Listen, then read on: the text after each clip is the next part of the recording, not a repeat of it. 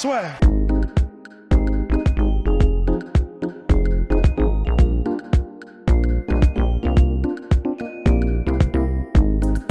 Bonjour à toutes et à tous et bienvenue dans le podcast sur Bonjour mon cher Rust. Nous avons nos tout nouveaux micros, donc là plus aucune excuse. On va commencer preview UFC 248 Adesanya Romero. On est très excités pour ce combat. On va même être ensemble pour le voir. Ça va être la folie. On est excités d'une part parce que c'est le meilleur striker contre le meilleur lutteur de la catégorie, sinon même de tout l'UFC qui s'affronte. Romero, ok, et sur 2 défaites consécutives, mais mon cher Rust, ce sont des défaites qui auraient très bien pu être des victoires pour Romero parce que c'était extrêmement serré et surtout, à chaque fois, c'était des combats qui étaient titanesques et qui restent encore dans toutes les mémoires. Bah ouais, en fait, le truc, c'est que Romero, oui, il a clairement sur Wikipédia, c'est du rouge, mais d'un autre côté, il n'y a aucun moment où ça a été un combat où on s'est dit, ok, il s'est fait dominer, il est rincé, ça sert plus à rien de le voir contre le top de la catégorie. À chaque fois, c'est des guerres nucléaires et c'est au petit bonheur de la chance sur qui gagne le combat. Sauf à la limite sur Paulo Costa, j'ai trouvé que c'était peut-être un peu plus clair que le deuxième contre Whittaker par exemple. Mais ouais, sinon de toute façon, quand t'es contre Romero, le mec, c'est comme Keanu Reeves, il ne vieillit plus de toute façon. Et chaque fois que t'affrontes Romero, t'es blessé aussi. T'es blessé, t'en as pour longtemps. Et t'es plus pareil. C'est-à-dire que même si tu perds pas comme Machida ou Luke Rockhold, dans ces cas-là, c'est ton âme qui part là-haut. Même quand tu perds pas comme ça, ton corps s'en souvient. Et c'est vraiment flippant de se dire ça. Mais il n'y a pas une personne là en mémoire. Peut-être Jacare qui s'en est peut-être le mieux sorti. Ouais, complètement. Et encore, qui avait aussi un knockdown. Knockdown. Mais voilà, il s'est pas fait posséder comme ça. Mais sinon, ouais, quand tu affrontes Romero sur des échéances comme des combats pour le titre où tu as 25 minutes avec lui, ouais, voilà, tu t'es sûr qu'il va se passer du très très sale. Donc voilà, on en avait déjà parlé. Est-ce qu'il le mérite ? Oui, mathématiquement peut-être pas, mais on le sait tous. Soyons sérieux, on le sait tous. Il le mérite, il mérite d'être ici et ça va être compétitif normalement. Et de toute façon, là c'est aussi pour celles et ceux qui ne veulent pas le combat contre Romero. Israël Adesanya n'avait pas le choix. S'il voulait rester actif, il était obligé d'avoir Romero parce qu'aujourd'hui, quand on regardait le classement, il y avait Israël Adesanya champion, numéro 1 Robert Whittaker qui ne peut pas combattre aujourd'hui pour des raisons, là on ne sait pas, c'est lié à sa vie perso. Ensuite, il y avait justement Paulo Costa qui, lui, a sa blessure au biceps qui est arrivée quelques semaines après l'UFC où Israël Adesanya est devenu champion. Et juste après, il y a Yoel Romero et c'est lui qui était effectivement je suis chaud. Et Israël Adesanya, de surcroît, voulait ce combat. Il aurait très bien pu dire je vais affronter Jared Cannonier, mais là aussi, les gens auraient pu dire pourquoi tu prends pas Yoel Romero, le mec qui fait peur à tout le monde. Et c'est là qu'on peut quand même dire bravo à Adesanya de vouloir ce combat. Bravo parce qu'en plus, d'après ce qu'a dit l'UFC, s'il avait voulu, il aurait pu attendre Costa. Complètement. Et il a décidé de ne pas attendre 5 ou 6 mois de plus. Donc franchement, all hail the king, quoi. Et donc vous l'aurez compris, aujourd'hui nous allons parler donc de Yoel Romero avant de parler d'Israël Adesanya et comment finalement peut-il arracher cette ceinture middleweight. Il a déjà eu 2 chances et demie. Il y a eu ce combat intérimaire contre Luke Rockhold où il n'avait pas fait le poids et où il a explosé Luke Rockhold, mais sans prendre la ceinture intérimaire. Mais il a quand même eu le combat pour le titre face à Whittaker. Premier combat contre Whittaker, là, il s'est incliné par décision unanime. Deuxième combat face à Robert Whittaker, il s'est encore incliné en décision unanime, là encore. Mais cette défaite par décision unanime, je crois que c'était partagé. Bon, en tout cas, très proche. Nouvelle, exactement très proche. Et là, c'était encore plus close que le premier, parce que le premier, c'était serré, mais c'est vrai que si vous avez, on va dire, une analyse du round par round et quelque chose de tactique, effectivement, clair et net, Robert Whittaker a dominé. Le deuxième, Robert Whittaker s'est pris 2 knockdowns assez puissants, et quand vous voyez les dommages subis, là aussi, il avait quand même pris très très cher. Et donc là, ça y est. Nouvelle fois, peut-être dernière chance pour Yoel Romero qui a 42 piges, médaillé olympique au JO 2000. Donc mon cher Rust, la question que tout le monde se pose, Edouard Cullen, que l'on vous pose, mon cher Rust, c'est comment peut-il battre Israël Adesanya et surtout peut-il battre Israël Adesanya qui a tout de la future superstar et certains commencent à dire que c'est peut-être un GOAT en puissance aussi. Potentiellement. Je pense que c'est pour l'instant à peu près. Déjà middleweight, ça c'est clair. Mais il a tout pour. Mais voilà, Est-ce que Romero peut battre Adesanya? Évidemment que oui. Alors, on parle souvent de la lutte de Romero, etc. Ce ne sera pas nécessairement, je pense, le facteur dominant, parce que, Complètement. en fait, comme le disait Dan Hardy dans les merde, Behind the Octagon, j'ai oublié. Ouais. Enfin, moi, Bref, dans une de ses analyses, et évidemment, il a raison. Non, c'était pas du tout lui, c'était Firas Zahabi en plus. Pardon. Mais voilà, Firas Zahabi, en gros, disait, et la raison pour laquelle je cite Firas Zahabi, c'est parce que du coup, comme ça, on pourra pas me dire, ouais, mais c'est Firas Zahabi, donc Georges Saint-Pierre, donc Rory McDonald, donc tout ce qui est transition, il connaît. donc ce n'est pas un Ross qui parle. Voilà, C'est Firas Zahabi. tout ça pour dire, c'est pas Ross qui parle. Et en gros, Firas Zahabi, voilà, disait, le truc, c'est que avec tous mes combattants, dont ceux mentionnés, le plus dur en fait, le plus dur physiquement dans la MMA, c'est pas de lutter, parce que tu peux lutter, simplement lutter pendant des heures, bon, peut-être pas des heures, mais très longtemps, striker aussi. Le plus dur en fait, c'est quand dans le même round, tu fais et de la lutte et du striking. C'est ultra taxant énergiquement. C'est énergivore de ouf. Et en fait, le truc, la raison pour laquelle aussi Romero ne fait pas beaucoup de lutte, c'est parce que je pense pas que ce soit que parce que il se plaît en striking, même s'il s'y plaît, et qu'il sait qu'il peut mettre KO des mecs parce qu'il sait qu'il peut les mettre KO. C'est simplement une assurance au niveau énergie en fait. Parce que le truc, c'est que si Romero luttait plus, s'il se faisait arrêter les takedowns, et on a vu contre Costa que voilà, il y a certains mecs qui peuvent arrêter ces takedowns, même Et contre Whittaker aussi, le premier combat surtout. Voilà, donc je pense qu'il fait un espèce de pari en se disant, le problème c'est que ça me coûte tellement d'énergie d'avoir cette variation phase de lutte, phase de striking, et comme en plus je fais jeu égal en striking, autant rester là-haut en fait. Et il se garde, il le fait à chaque fois de 10 ou 5 secondes avant la fin d'un round. Là, il explose parce qu'il sait qu'il risque pas grand-chose, que bon, bah, s'il le met, c'est tant mieux, il peut avoir un petit peu de ground and pound. Et par exemple, contre Machida, on a vu, si il arrive à mettre au sol, et ça peut être très bref. Donc voilà, encore une fois. Mais même contre Chris Weidman. Ah oui, même contre Chris Weidman. Il l'a mis au sol directement. Et en plus, voilà, c'est tellement magnifique. Mais la raison pour laquelle je citais Romero particulièrement, c'est Machida, c'est parce que voilà, j'ai compté tellement ça m'a impressionné. Et contre Machida, il a eu besoin, donc je crois que c'est au deuxième round, à la fin du deuxième, il fait un outside trip qui est superbe, magnifique. Après un espèce de clinch qui est très rapide, donc encore une fois, il va très vite. Il ne laisse pas le temps de respirer en fait et de réfléchir parce qu'il fait ça instinctivement. Clinch, outside trip au sol, les gars, les filles, j'ai compté. En 6 secondes, il avait déjà mis un barrage de colère divine, de météorite en coude. 6 secondes, il avait mis KO Lyoto Machida. Alors on a fait une petite pause puisque nous étions avec monsieur Benjamin Sarfati, senior manager au Management Factory, pour un podcast qui, on espère, vous plaira. C'est pour ça qu'il fait plus sombre. Exactement, aussi. Donc on était sur le barrage de coups de Romero en Ground and Pound. Rust voulait dire qu'effectivement, ils peuvent causer énormément de dommages extrêmement rapidement. Et c'est là, parce que on s'intéresse surtout à Romero, qu'il va avoir une opportunité. On sait qu'il explose par extrême courte, par des séquences extrêmement courtes. Ouais. Et contre Adesanya, vraisemblablement, on devrait avoir la même mayonnaise de ce côté-là, sauf que face à un mec qui est un monstre du déplacement, mon Charles va peut-être falloir mettre un petit peu mieux le micro, il va falloir pour lui être extrêmement précis, surtout que c'est un combat en 5 rounds. Donc il y aura ce management de ce côté-là, parce qu'on sait que Romero aujourd'hui a tendance à s'économiser, et aussi, chaque fois qu'il ira pour exploser sur ces courtes séquences, il devra toucher, il devra faire mal, parce que ça ne se présentera pas beaucoup de fois, et surtout, on sait qu'Adesanya, lui, tout le reste du combat, vraisemblablement, va être le plus actif. Ouais, en fait, c'est vrai qu'il y a de grandes chances, parce que c'est ce qu'il fait tout le temps, et comme on l'a déjà à peu près. Oui. Allez-y, vous poursuivez. Ouais, parce que comme on l'a déjà vu tellement de fois sur des combats de séquence, j'ai l'impression que tu mets un bavoir. Et qu'est-ce que je veux dire ? Ouais, les 10 premières minutes, il y a des grandes chances qu'il soit vraiment très dans l'économie, mais c'est même plus l'économie, c'est comme on l'avait avec Whittaker, enfin rien, il va peut-être rien faire. Parce que le truc c'est que c'est un peu une situation où lui il sait qu'il faut qu'il s'économise, on l'a dit, parce que du coup le fait qu'il est sur des explosions c'est beaucoup plus coûteux au niveau énergétique, etc.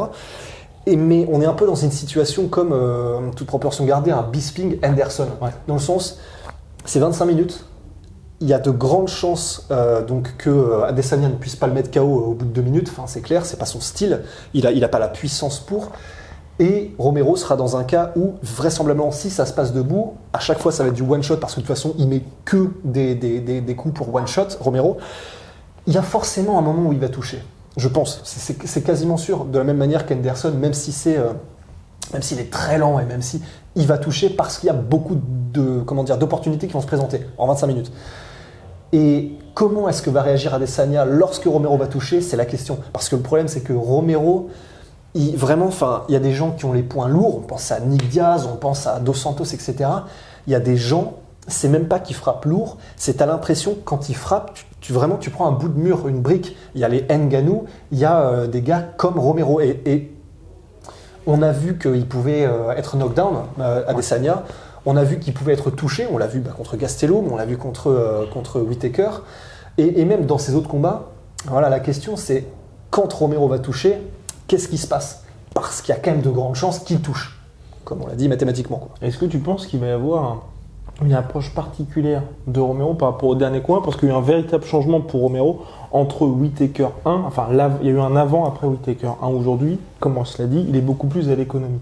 Est-ce que tu penses que le fait qu'aujourd'hui, il ne va pas énormément utiliser sa lutte, sauf dans les 15 dernières secondes des rounds, comme le Russ l'avait dit, ou rarement, où il va prendre ses 2 premiers rounds de pause, entre guillemets, pour pouvoir justement être toujours dangereux à la fin de combat, est-ce que par rapport à l'activité que va avoir Israël Adesanya, il va s'ajuster en particulier? Parce que justement, Adesanya, lui, on sait, il frappe toujours à aller 50-60% pour justement vous faire piocher pour que vous soyez extrêmement tendre dans les dernières minutes. Ouais, il vous harcèle en fait. Le truc, ça va être...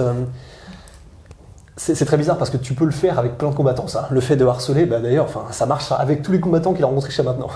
Le problème, c'est que Romero, il n'a pas l'air d'être fait en tissu humain en fait. C'est l'équivalent d'un T1000. C'est-à-dire que personne n'arrive à le blesser. Il a été mis knockdown contre Paulo Costa. Il a mis knockdown Costa immédiatement après. Ouais, c'était vraiment c'était comme les diables qui sortent des boîtes là. Il a été mis KO contre Cavalcante, mais c'était premièrement très longtemps, je crois que c'était il y a 9 ans, en plus en light heavyweight et en plus de ça. Premier combat dans une organisation majeure aussi. Ouais, voilà. Et ils l'ont mis contre Cavalcante. Donc ça fait déjà beaucoup, et en plus il venait vraiment de commencer son entraînement en MMA. Ça fait beaucoup de choses. Depuis qu'il est en middleweight, tout le monde a vu ce qui s'est passé. Et le truc c'est que depuis qu'il est en middleweight, personne n'est capable de percer l'armure de Romero. C'est comme si il pouvait se permettre d'avancer sans se soucier du dommage qu'il prend. C'est terrifiant. Et on l'a vu même contre Paulo Costa, qui, à part Romero, a pris autant de coups, et pourtant à la fin des 3 rounds, vous dites vous rajoutez 2 minutes de plus, il y a moyen que ce soit Paulo Costa, qui laisse des plumes. Et c'est là où c'est terrifiant, et pour revenir à Adesanya, c'est là où c'est dingue, mais c'est de se dire, donc Paulo Costa c'est un power puncher, c'est-à-dire que, et en plus des kicks, mais de forgeron. Et ça, normalement, on a vraiment découvert lors de ce combat-là, on s'est dit, waouh, les middle. Et donc c'est pour ça que ce sera intéressant aussi si jamais Costa rencontre Adesanya. Mais pour Romero, c'est-à-dire qu'il est capable pendant 15 minutes de prendre les bombes, mais les plus monstrueuses qu'a proposé le mec le plus puissant de la catégorie. Avec un smile en tirant la langue. Et de continuer à avancer. C'est vraiment avec une espèce de dédain de la puissance du mec en face. C'est du jamais vu. Enfin, en middleweight, je comprends pas. Et de toute façon, tout le monde le dit. Tous les combattants qui ont affronté Romero le disent, c'est pas normal. Quand tu frappes Romero, tu frappes un bout de métal en fait. Donc, pour revenir à Adesanya, et un avantage entre guillemets qu'a Romero, c'est qu'il peut encaisser comme un champion, mais dans le sens sans même il absorbe sans même qu'il y ait de différence. C'est absorbé, c'est exactement ça. Qu'ils prennent des coups, qu'ils n'en prennent pas, ça ne change rien dans la manière dont il combat.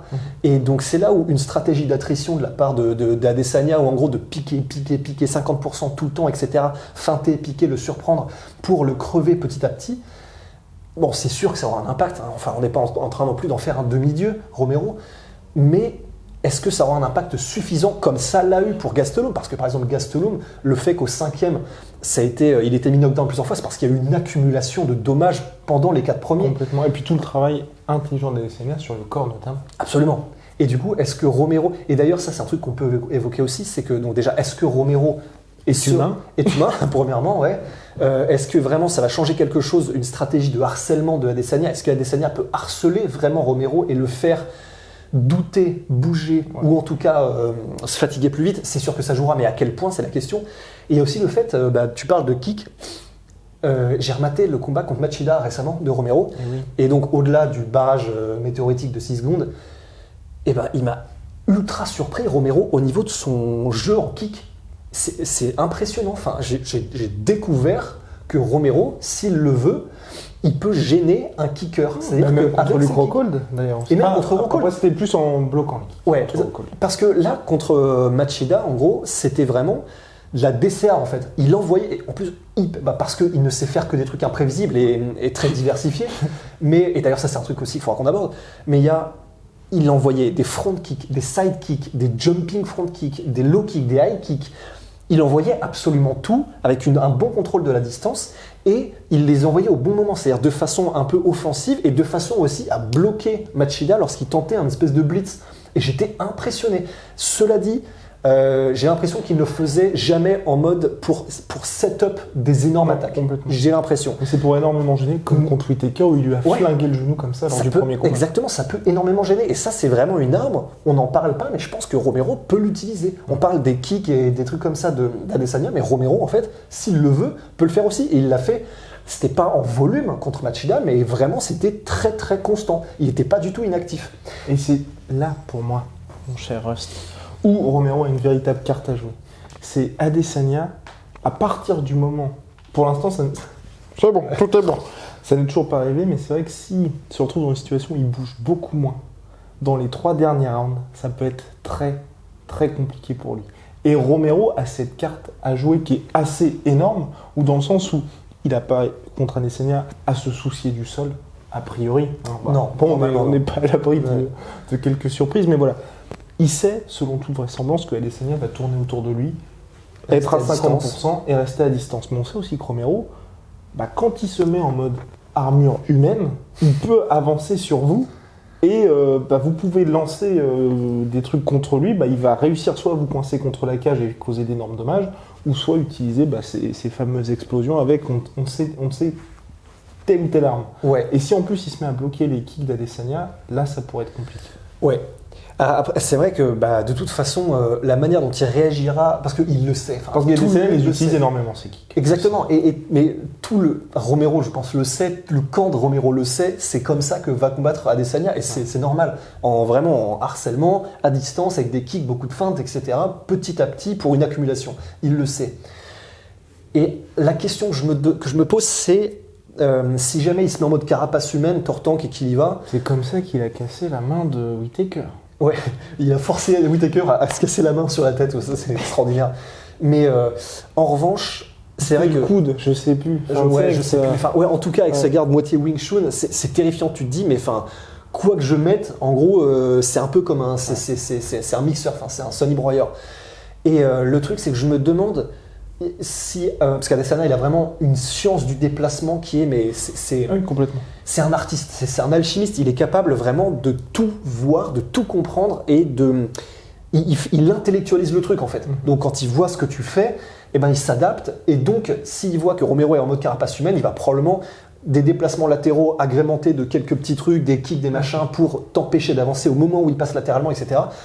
Il a, c'est sûr, des techniques pour éviter de se faire coincer et pour éviter le catch cutting d'un Romero qui se mettrait en mode tank.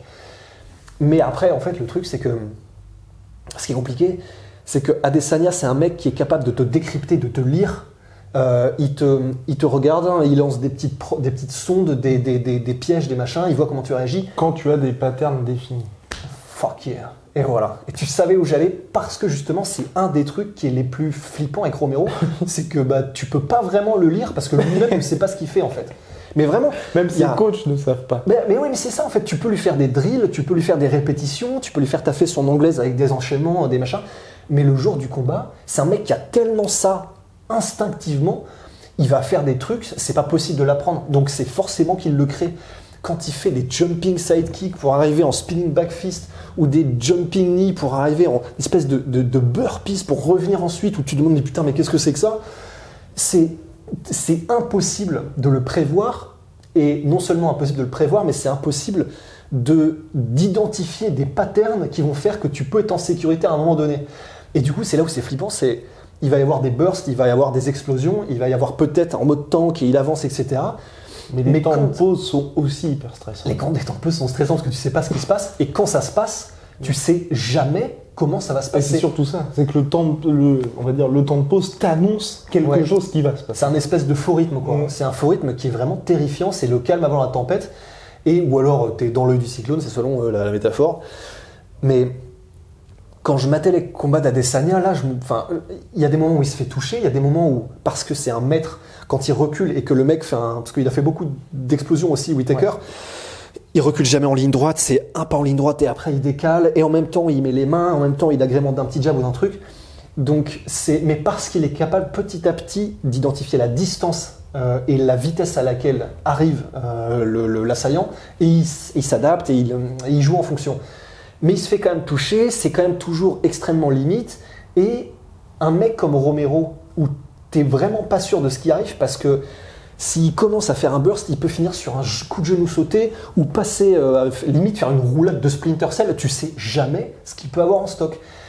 Et du coup, cette imprévisibilité et cette facilité de mouvement de Romero, il y a peut-être des moments où il va se faire dépasser Adesanya. Et dans ces cas-là, qu'est-ce qui se passe? C'est là. Dieu seul le sait. Mais bon, Dieu seul le sait, mais si c'est le soldat de Dieu... Exactement, on ne prend pas trop de risques. Ouais, Nous sommes complets sur notre cher Yoel? je pense, ouais. Bah si j'oublie des trucs... De toute façon, tu vas te faire call out dans les commentaires. Bien, shout out to notre sponsor MyProtein. Protein. En ce moment, moins 38%. Et hausse la commande du mois, nous allons être gâtés. Je vous Ah l'annonce. Petit teasing, on va peut-être avoir des t-shirts DC Comics. DC Comics? DC Comics MyProtein, eh oui. Enfin bref, vous regarderez ça sur leur site internet. Justement. Et puis shout out to Chitronomy. Jetronomy. One and only. Savon, soin pour le corps, soin pour le visage, made in France, made in Marseille, 100% naturel, validé par Polydomso et que nous utilisons nous-mêmes. Voilà, Mhm. je pense que nous sommes complets et moins 10% avec le code de la sueur, aussi très important. Bien, on se retrouve très rapidement pour la preview côté Adesanya cette fois-ci. Ouais. Et puis ensuite, il y aura les pronos, vous connaissez. Tu as fait là. une pure feinte parce que Non, tu as mais- fait un petit mouvement de poing. J'ai Oui. cru que c'était pour un fist bump, du coup j'ai levé la main. Les gens qui m'ont vu en temps réel, putain mais les gars, voilà. Merci, À la prochaine. au revoir. Swear.